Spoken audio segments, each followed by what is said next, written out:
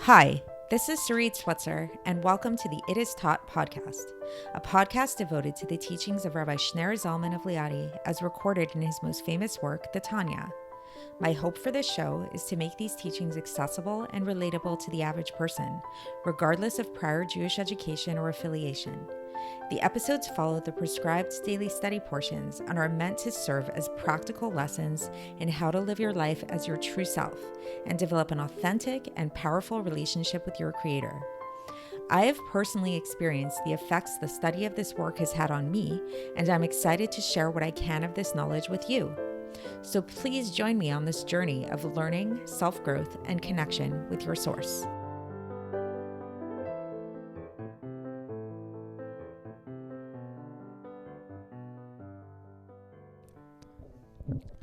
Hi, and welcome to the It Is Taught podcast. This is episode 469 for the 13th of Adar in a regular year. Today is a very special day. It's known as Tainis Esther, otherwise known as the Fast of Esther. And this is a day of fasting in which we commemorate the fast of Queen Esther, who fasted for 3 days in preparation for approaching King Ahasuerus to ask him to rescind the decree against the Jewish people at that time. And she actually asked the Jews at that time to participate in the fast as well. And so when we when we fast nowadays, it's to commemorate this fast. So with that being said, this fast is really a preparation for Purim, which is going to be starting tonight. And as many people know, Purim is really the holiday of joy. In fact, this whole month is the month of joy. And I think it's really fitting that the topic of the Tanya these past few days, time of Adar is really all about joy and how to cultivate joy. Today, we're going to really take this a step further, and we're going to talk about how cultivating this joy is not just something nice that's for us, to kind of get us into a good mental state. So we're not depressed, so we're not anxious, so we have a better life, but it actually can affect the world. Our joy, our consciousness, our God consciousness, which can bring us to a state of joy, can actually transform the physical world that we live in for not only us, but for the entire world. So we're going to approach this discussion today from the angle of quantum mechanics, believe it or not. So if you noticed, I called today's episode, If a Tree Falls in a Forest. So this is an allusion to a famous philosophical quandary that you may have heard of before. It's a question people ask: if a tree falls in a forest and no one's around to hear it, does it make a sound? And this is a question people discuss and talk about, and does it not, and everything. Maybe take a minute to kind of think for yourself, does it make a sound or not? And people give different arguments as to why it does or doesn't. So I'm going to spoil this quandary, this philosophical discussion, and I'm going to tell you guys that there's actually a very simple answer to this that is an unequivocal objective answer to the question, and the answer is no. The answer is it does not make a sound. How can I say this with such confidence? Because sound is a product of our perception. So the way to understand this is to really think about sound and what goes into sound being sound. And this really actually applies to pretty much all of our senses. So sound is a sense, just like everything else, just like speech or vision or things like that. So when we experience sound, what's happening is there are sound waves that get transmitted through various objects. Like right now when I'm speaking and the tone of my voice is giving out different sound waves, it's manifesting as different sound waves. However, those are just sound waves, and we cannot mistaken sound waves for sound, because it's not. Because in order for the sound waves to translate into sound, there needs to be an ear to hear them. And so this is happening right now as you're listening to my voice speak. So really, to break it down more technically, it's like I am emitting sound waves right now, and then those sound waves are getting processed. They're hitting your ear, getting processed by your ear, by your nervous system, and by a whole bunch of mechanical components, and that translates as sound into you. So if there was nobody around to hear my podcast, sure, I'm emitting sound waves, and maybe you could say, okay, well, I'm hearing my podcast, but what if I put on like really good headphones that blocked out any sound and I just kept talking and literally nobody was around to hear it, then it actually does not produce sound. It produces sound waves for sure, but it only becomes sound once we hear it. So this is a really, really, really deep idea. And this is something that it's not just like a mind game, like philosophical question. It actually has huge impacts on reality, as we'll see. And it's a subject which science, more and more, especially in the realm of physics and especially in the realm of quantum mechanics, is really grappling with this concept of how perception actually shapes reality and actually defines what reality is. So to give a very coarse understanding of quantum mechanics, and I know that quantum mechanics tends to be so overused when people talk about chassidus and everything, but there is something to it, and it really is kind of like a very fascinating study in science, in physics, where we really see how the scientific world is kind of somewhat aligning with, or mirroring at least, some of the teachings in Chassidus. So it's really very, very interesting. And just as a disclaimer to this, I am far from an expert in any capacity. I do not have a physics degree. There's also a saying by Professor Richard Feynman, if anybody's familiar with him, who said anybody who thinks they understand quantum mechanics is just illustrating how much they do not understand quantum mechanics. So again, I have barely any kind of true grasp of this subject matter, but I'll try to give over the little bit that I know, and you'll see how this is related to the topic that we're going to be learning about, which really is all about how our perception and our consciousness truly and actually shapes reality, not in just this like woo-woo, new agey feel good kind of way, but in an actual and objective sense. And this is what we are starting to see through quantum mechanics. So the whole idea of quantum mechanics in general and how it differs from classical mechanics. Classical mechanics was something that was more studied by Albert Einstein, which was like the study of like big bodies in the universe, like the stars and the planets and things like that. And even objects in our reality, like physical objects, like Newtonian physics is very much like this. We have a table, we have a chair, all these kind of things. Quantum mechanics is when we start to dispel things down to their more quantum level, like on a smaller scale, and we really break things down to what they're made up of. So we know everything is made up of atoms, or even we can say subatoms, like really, really, really getting to like the building blocks of all of creation. And that's what quantum mechanics studies. And the thing that's interesting about it, and this is where it gets really weird, and really scientists don't fully grasp what's happening here, is that when we study the universe through classical mechanics, through classical physics, reality appears to be very objective and very static, and appears to have this like really strong boundaries, strong measurements, things like that. But then when we start to look at the building blocks of this very same reality, all of that starts to break down and it becomes a lot more confusing. So there is a famous experiment that was done, and we can really call it a demonstration more than an experiment because it can be done numerous times over and over. It's highly replicable, and it is called the double slit experiment. And to give a little bit of context for this, the first time that this experiment was done, it was done by somebody named Thomas Young in 1801 as a demonstration of the wave behavior of light. So it demonstrated that light behaved as a wave. What do we mean that it behaved as a wave? I just talked about sound waves before. So sound waves are clearly waves. If you really think about physical waves, it's like these waves that go up and down, like they're moving, they're constantly kind of in motion. And then there's also particles. Particles are much more static. They're much more, you can think of them as like little marbles, kind of like little bits of matter, kind of. And that is what we kind of understand when we tend to think of like physical reality, like things that are more tangible. So the question came up at that time that was discussed, is light more of a particle or is it more of a wave? And so Thomas Young and others thought that light was more of a wave, and this particular experiment seemed to demonstrate that. So how?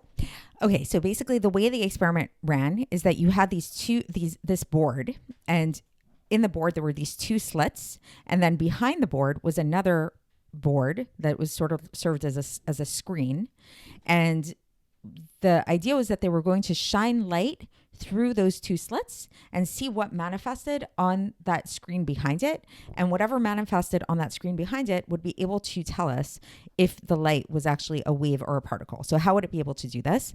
So if you think about particles, let's say if the light were to behave as a particle, how would we expect a particle to behave? So if you think about it again, that these particles are like mini, like marbles, or even smaller than that, like really, really mini little balls, like grains maybe of couscous or something like that, and you're throwing them through those slots. So you're throwing at the let's say you just throw a whole bunch of them at that initial board, and it goes through the two slots, and let's say it has like this sticky substance on it so that it's able to hit that wall behind it.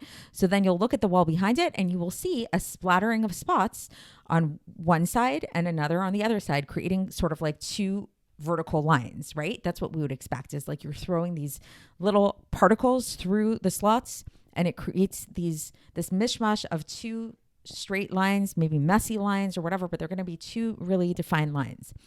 So that's what we would expect if we were to shine the light through and the light were to behave as a particle. If, on the other hand, the light were to behave as a wave, what would we expect? So think about it really as a physical wave. So what happens is a physical wave is not very static. It's actually extremely dynamic, and it literally is waving back and forth. So if you like poured a whole bunch of water, let's say you threw a bunch of water towards that screen, that initial screen, and let's say we didn't have to account for gravity, or we just threw it with like full force, and then the water would hit the wall behind it, what you might most probably would notice is you would not have two straight lines that were like more defined. It would actually be much more of a mishmash of sorts. So I hope this is not getting too technical for you guys. Bear with me. I just find this so fascinating, but we're going to just explain a little bit why this is. Why do waves create this mishmash and particles don't? So think about waves in the ocean. Waves have two aspects to them. Waves have a peak and waves have troughs. So the peak of the wave is the high point of the wave. The trough is the lower point of the wave. And think about it, the last time that you've been at the ocean, imagine you're sitting at the ocean and there's calm waves going back and forth, and all of a sudden this wave grows, and it's this huge wave comes at you. So what makes that wave so much bigger than the other waves is because of something called interference, specifically constructive interference. Constructive interference is where you have two waves come and interact with one another, and their peaks align with one another and their troughs align with one another. And when you have the peaks of two waves or multiple waves come and interact with one another, and the troughs of multiple waves interact with one another, that just intensifies and amplifies the effect of the wave. And so that what creates that intensity. On the other hand, there's another kind of interference called destructive interference, and that is where the peak of one wave will align with the trough of another wave, and that minimizes that. They sort of cancel each other out, so to speak. So that would be like if you're at the ocean and the waves become minimized, or maybe they disappear entirely. So going back to this double slit experiment, which we've been talking about. So when the light shone through these two slits, what we found is that in them creating this more like mixed up pattern on the wall, on the back wall, which consisted of some splattering, some open space, some like more faded areas or whatever, this displayed exactly what we might expect if light were to be a wave. Because just like a wave of water, it's like there's peaks and troughs, and they're interacting with one another, and they're creating this interference that creates this more like interesting pattern, and not just like a straight line up and down. And it even made it so that there was a pattern of light, not just behind those two slits, but even in the area that there was no slit, like behind the area that was blocked off. So again, this could only happen if the light were to actually be a wave. So, okay, great. Okay, conclusion, light is a wave. Great. Next, why are we talking about this? So the reason why we're talking about this is that the physicists still got interested in delving into this deeper, and they decided to replicate this experiment by, instead of using a bunch of light and a bunch of photons and throwing that at the two slits all at once, they said, let's see what happens if we take one photon at a time, and we're still going to do multiple photons, but we're going to shoot them one at a time, either slowly or quickly, towards these two slits. And let's see what happens. Will it just go through one slit? Will it go through both slits?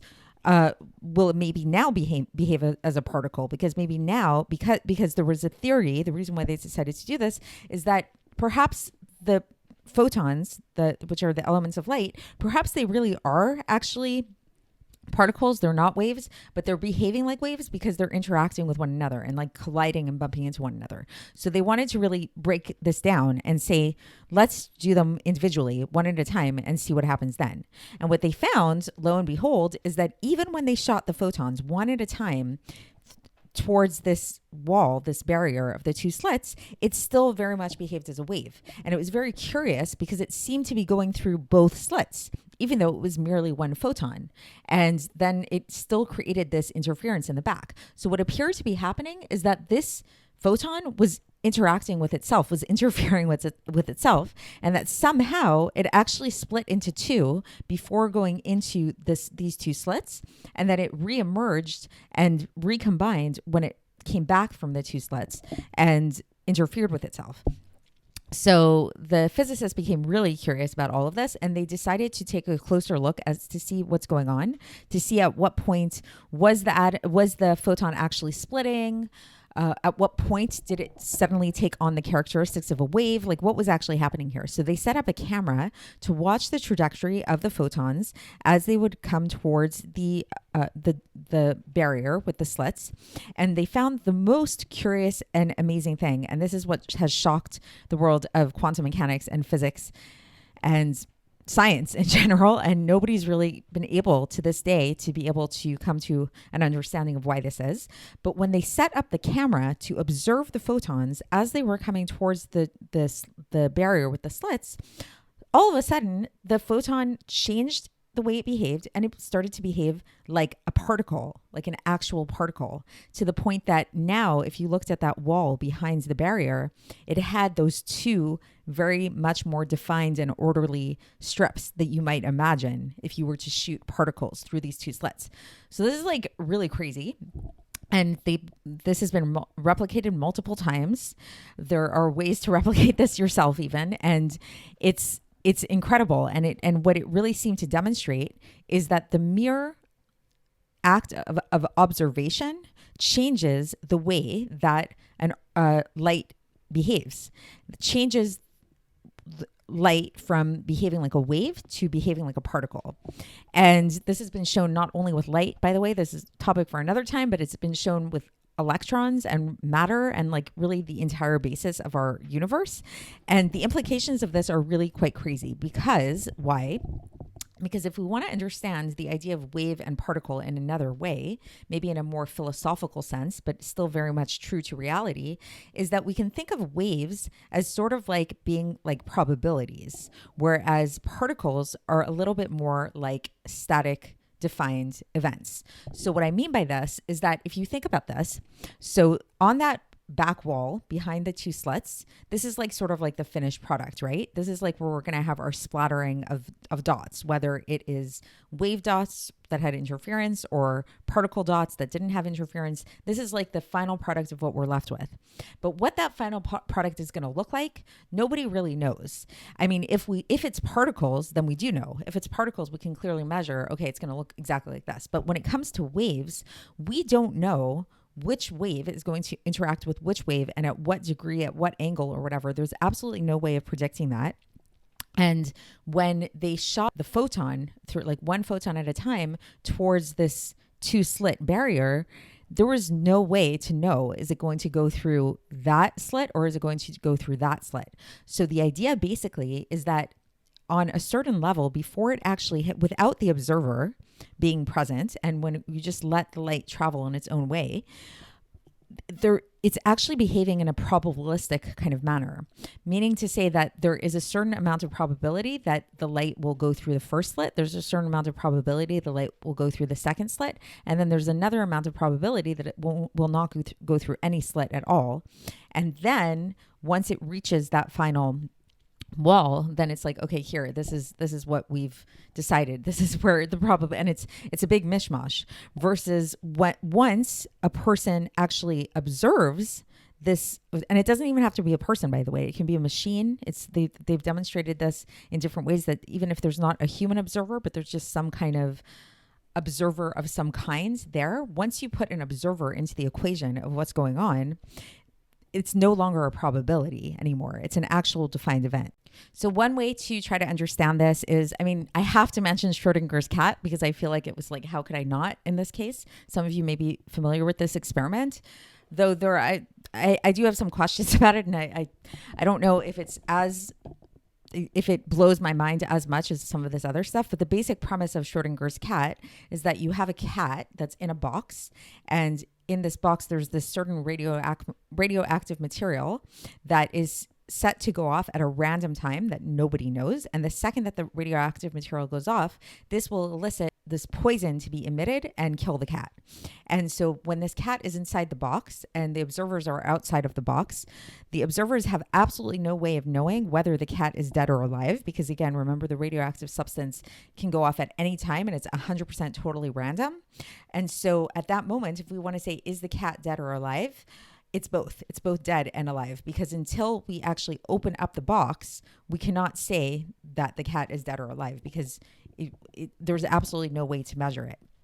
I think maybe another way to understand this is maybe just in a more mundane, regular kind of way is like, let's say I am on any given day, like let's say my day today, I have my full day ahead of me, and it's in the morning when I record these podcasts, and I have a lot of choices of what I can do today. I could do yoga. I could go to the store. I could go ice skating. I could go to visit my friends. Like there's a million different probabilities here of what I could do. And right now, which one is future me doing? Well, future me could be doing all of those things. There's a million different potentials. And if we wanted to put probability on it, we could say, well, okay, what is the probability that I'm going to go skiing today, given the fact that I've never gone skiing and it's not something I usually do. I have no way of getting there or whatever, versus the probability that I'll do yoga. So obviously the probability that I'll do yoga is a lot higher than the probability that I'll go skiing, but it's still very much a probability until it's very much defined. And so this is the idea of probability. And the only time something becomes an exact event is once I do it. So once I finish this podcast, I go about my day and I do whatever it is that I do, then you can say this is the thing that I am doing. But the element that quantum mechanics brought into the equation that was really interesting is that it's not even about what will happen in the future, that at that moment, that's when it becomes defined. It's the mere act of somebody observing the probability of what's happening that gives it a defined entity, that gives it a definition. So I hope this was not too abstract for you guys. I would like to get into the Tanya now and explain why it is that I went onto this whole big tangent. And the reason why is because today's Tanya is really all about our perception of reality and how our perception of reality can actually shift and change objective reality in a really true way, and how this is something that God asks of us to do. And not only is it something that we are asked to do, it's actually in a certain sense the central point and like the essence of what it means to be Jewish, and kind of like encompasses the entire Torah. So it's kind of a big deal if you think about it, that really, how could that be that our perception and focus is actually all we need to do? And if we shift our focus and we shift our perception, that is going to actually fulfill reality in the fullest way, the way that God wants us to, and fulfill our mission on earth. So sounds really crazy, right? So I would like to get straight into the text now and just see how the Alter Rebbe breaks it down, and maybe through keeping all these things in mind of what we talked about so far about perception and reality and quantum mechanics, see if you can kind of connect the dots on your own and see why this topic really came to mind for me. And then maybe we'll discuss it a little bit more at the end. And for context, we are concluding chapter 33 today of Likkutei Amarim. And this chapter thus far has been really trying to once again motivate us to be happy and to give us different reasons why we should rejoice in serving God. We spoke about the idea of how the true reality of ourselves and of our godly soul is that it's one and unified with God. And yesterday we spoke about this idea of how this unity with God that we have, this oneness of our soul, and this consciousness of the oneness of our soul, what we call Emunah, is not something that we have to work for. It's actually something that we all possess and was given to us as an inheritance from our forefathers. So this itself is a reason for us to rejoice. And then today, as mentioned, we're going to take it a step further, and we're going to talk about how this consciousness that we cultivate of this happiness is not just something that's like good for ourselves in like a selfish way, but it actually has the power to transform the world, which is another reason for us to be happy, because we can actually change the world through our thoughts. So the way that the Alter Rebbe begins today is he says that another reason why a person will rejoice doubly is in the joy that they bring to God, and the pleasure that they bring to God, that through their faith, that they're, this faith that we spoke about yesterday, this Emunah that a person, that we all have, that we just have to get in tune with. Getting in tune with this Emunah is going to bring tremendous joy to God. So what is this about? This joy that God experiences when we tap into our faith is because this faith that we have, this Emunah, when we tap into this Emunah, this transforms the Sitra Achra, the actual Sitra Achra, the other side, the side that opposes godliness, as we've spoken about before, and it transforms darkness into light. What's the darkness? The darkness is the darkness of the klipos that are in this world, this physical world, that conceal God's light. Until the end of times. As it says in Eov chapter 28, verse 3, Ketz sam l'choshech, he sets an end to the darkness. So in the future to come, there'll be no more darkness in the world, and we will see God, we'll see the world for what it really is, and godliness will be totally revealed. But until that time, the world is a place of darkness. And in parentheses, the Alter Rebbe puts a little interesting note that when we say Ketz HaYamin, the end of days, we specifically spell Yamin with a nun. Instead of in Hebrew, it would be with a mem, but we spell it with a nun, Yamin, which is the Aramaic word for days, as opposed to the Hebrew word for days. And the Alter Rebbe says that this is actually an allusion to the fact that in Hebrew, the word Yamin means right. Because meaning to say that that it's going to be, we're going to see the right, like the right will dominate. What's the right? The right is like the revelation of God's glory, and everybody's going to see this. And this is going to be explained about further on in the Tanya at the end of chapter 36. So then going back to the regular text, the Alter Rebbe goes on just to really explain to us how dense the klipos are in our world, especially in outside of the land of Israel, and where the air of these worlds is filled with klipos and sitra achra. It's an impure kind of air. They say that like the air of Eretz Yisrael is makes a person smart, that there's something a little bit more pure about that air there. There's less concealment. But here, outside of the land of Israel, the air is very impure. It has like a density, like an opacity to it that conceals godliness to a much greater extent. And the Alter Rebbe continues, and he says that there's no greater joy for God than the light and the joy that comes about from darkness, which is the meaning of the verse in Tehillim. This is from Tehillim chapter 149, verse 2, where it says, Yismach Yisrael b'osav. Let Israel rejoice in its maker. So what is this about? So the word osav in Hebrew, so it's related to the word asiya. Asiya, if you've been following along, is this idea of the lowest world. There's 4 spiritual worlds, generally speaking. There's Atzilus, Bria, Yetzirah, and Asiya. We live in the physical, the lowest part of the world of Asiya. But yet, when this lowest part of the world of Asiya manifests godliness, that God is dwelling here, which is really God's whole purpose, this brings a great joy to God. And this is the joy that we can rejoice in. We can rejoice in God's joy, and this is why it says osav in plural. It's not it's a plural form of that word, because this is an allusion actually to the klipos, because the klipos on the other side are called Reshut HaRabim and Turei Defruda. So in that means like the public domain and mountains of separation. So there's a diversity amongst the klipos, like where godliness is all about unity and unification and oneness. Amongst the klipos, it's a much more diverse and fragmented kind of place. And so what happens is when we actually transform the darkness into light, then this Reshut HaRabim, this public domain, actually becomes Reshut HaYachid, the private domain. Yachid also means unity, oneness. So it means private and also means one, unity, which is referring to the unity of God in this faith. So that's the end of the section. That's the end of the chapter.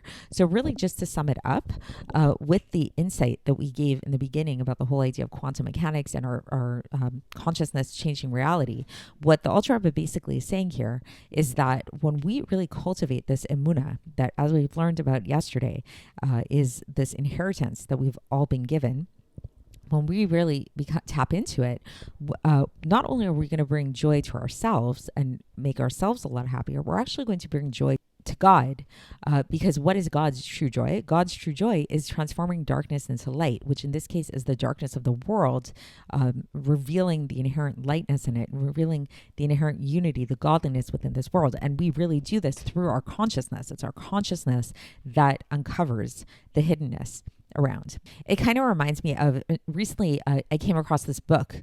A friend was showing me this book of 3D images, and the 3D images that you look at them and first it just looks like this like scattered kind of like nonsensical, chaotic kind of thing. But when you gaze at it in the right way, when you know how to focus your mind, you actually see a picture, a very beautiful picture emerge out of there. And once you see that picture, it's much easier. The more you look at this 3D image, the more in the right way, the more the picture just naturally jumps out at you, and it becomes more manifest. So too in our world, but to a much greater extent, the more we shift our mind and we shift our consciousness to the right way of seeing the world, the more the world actually manifest that reality.